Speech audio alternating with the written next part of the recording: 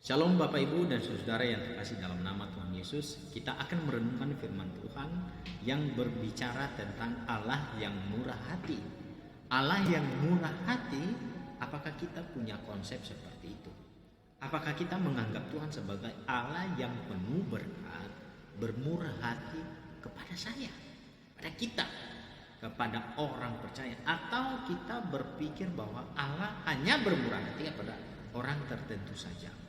Dan apakah Allah bermurah hati dengan sebuah syarat tertentu?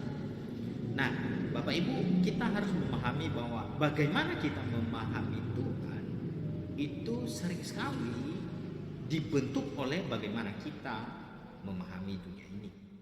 Bagaimana kita memahami orang lain, bagaimana kita berelasi dan bagaimana kita hidup di dunia ini, itu seringkali menjadi tolak ukur atau standar bagi kita untuk memahami Tuhan seperti apa.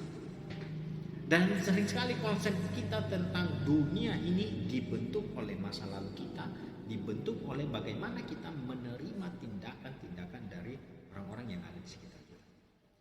Nah, Bapak Ibu yang terkasih, kita pada waktu kecil pasti pernah menerima pujian. Pujian itu diberikan kepada kita oleh orang tua misalnya, karena kita melakukan sesuatu. Ya, sama halnya dengan misalnya anak-anak yang kita asuh di rumah, anak-anak kita atau di sekolah atau di tempat lain di mana itu menjadi lingkup tanggung jawab kita. Kita akan memberikan pujian kepada anak ketika dia melakukan sesuatu yang baik, ketika dia berbicara sopan, ketika dia melakukan tugasnya dengan baik, atau ketika anak sekolah mendapatkan prestasi, kita pasti senang dan akan memberikan hadiah dan memberikan pujian. Seorang karyawan perusahaan akan berusaha untuk bekerja dengan sungguh-sungguh supaya mendapatkan reward, supaya mendapatkan penghargaan, supaya mendapatkan sesuatu, mungkin dapat promosi jabatan, dapat jabatan yang lebih tinggi. Kita akan berusaha untuk sekeras tenaga, sekuat tenaga untuk mendapatkan hal-hal yang baik. Di dalam kehidupan ini seperti itu berlaku. Orang yang tidak berusaha itu tidak akan mendapatkan apa-apa. Tetapi kita yang berusaha lebih bisa biasanya mendapatkan juga lebih daripada orang yang ya usahanya sekedar saja. Tetapi pertanyaannya adalah bahwa seringkali ini menjadi kontrol bagi kita untuk memahami Tuhan.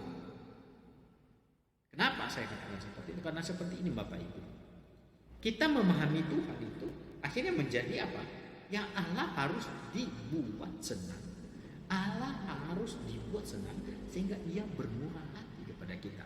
Sehingga ia dapat menjawab doa-doa kita.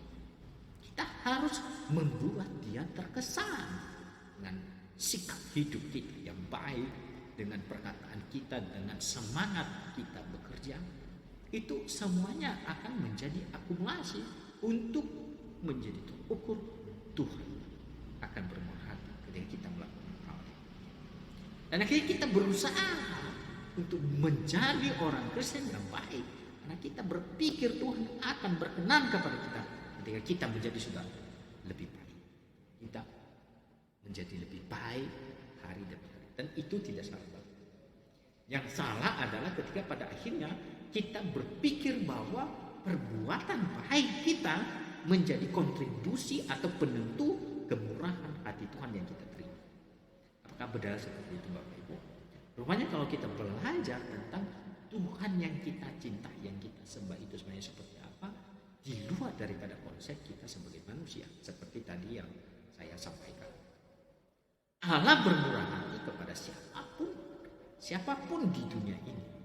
Siapapun, apakah orang Kristen atau non-Kristen, orang yang memiliki moralitas yang baik, memiliki semangat kerja yang baik, ya pasti Allah senang dengan orang yang demikian.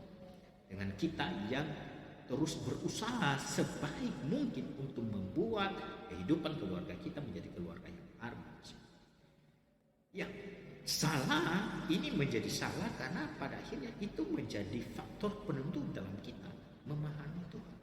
Tuhan tidak ditentukan sebenarnya oleh perbuatan-perbuatan baik.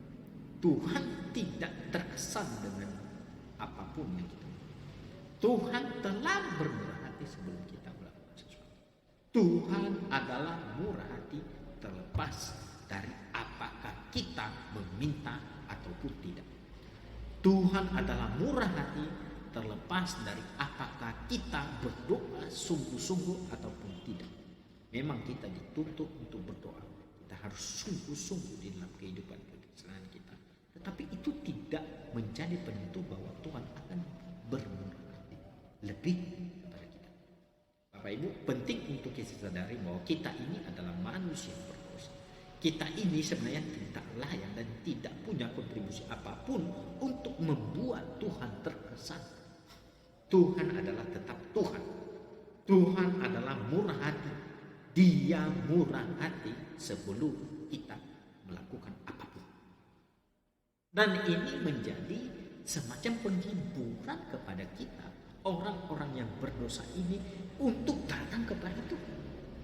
Kalau Allah yang kita sembah adalah Allah yang murah hati, itu artinya bahwa setiap saat Tuhan terbuka dengan kita. Dia terbuka. Silahkan datang.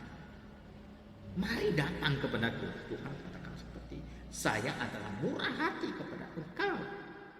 Engkau berdosa, engkau memiliki pergumulan atau memiliki goncangan hati yang begitu berat karena berbagai pergumulan itu.